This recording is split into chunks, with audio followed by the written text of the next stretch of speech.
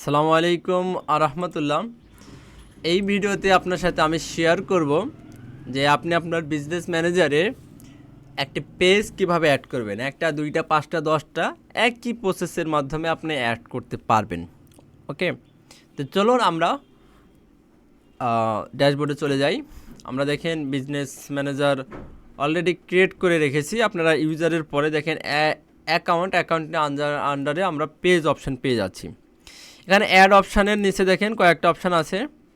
একটা হচ্ছে যে add a page, request access a page, create a new page. আপনার যদি পেজ থাকে এবং আপনি যদি সেই পেজের অ্যাডমিন হন তাহলে খুব সহজেই অ্যাড করতে পারবেন। জাস্ট আমি এখানে সার্চ করে দেখাই হেলথ কেয়ার বাই ফার্মাসিস্ট। ওকে, এটাকে আমি অ্যাড করে দেব। কিন্তু দেখেন এখানে খুব সহজেই অ্যাড হয়ে গেল, কারণ আমি এই পেজের অ্যাডমিন। যদি আপনি অ্যাডমিন না হন তাহলে এই পেজটা আপনি খুব সহজে অ্যাড করতে পারবেন না। এরপরে দেখেন request access to A page. আপনি একটা পেজে চাইলে অ্যাক্সেস করতে পারবেন, ঠিক আছে। এইটার থ্রোতে এখানে যে কোনো একটা পেজের নাম দিলে আপনি পেজের অ্যাক্সেস করতে পারবেন, ঠিক আছে।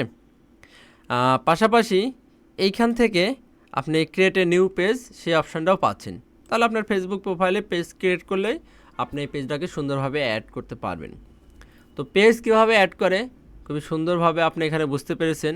পেজে অ্যাড করার পরে এখানে অ্যাসাইন পিপুল, কোনো একটা পিপুলে আপনি অ্যাসাইন করতে পারবেন, ঠিক আছে। এখানে দেখেন এমডি তারিকুল ইসলামকে আপনি চাইলে অ্যাড করে দিতে পারবেন, অ্যাসাইন করে দিতে পারবেন, ঠিক আছে। এরপরে আপনি যদি চাচ্ছেন যে আমি আপনার হচ্ছে অ্যাসাইনে পার্টনার, আপনি একটা পার্টনারকেও অ্যাসাইন করতে পারবেন, হ্যাঁ, ঠিক আছে। এই হচ্ছে বিষয়। তো আশা করি যে আপনার আবার এখানে কাকে কাকে অ্যাড দেওয়া হয়েছে সেই জিনিসগুলোকে দেখতে পাচ্ছেন। তো পেজ কীভাবে অ্যাড করে, পেজে আপনার নিউ পেজ কীভাবে ক্রিয়েট করে সেটা তো জানেন, এবং রিকোয়েস্ট পেজ করা যায় সেটাও আপনারা জানেন। তো এই ভিডিওটা এই পর্যন্তই। এর পরের ভিডিওতে আমরা অ্যাড অ্যাকাউন্ট নিয়ে কথা বলবো ইনশাল্লাহ। তো সবাই ভালো থাকবেন। আসসালামু আলাইকুম আ রহমতুল্লাহ।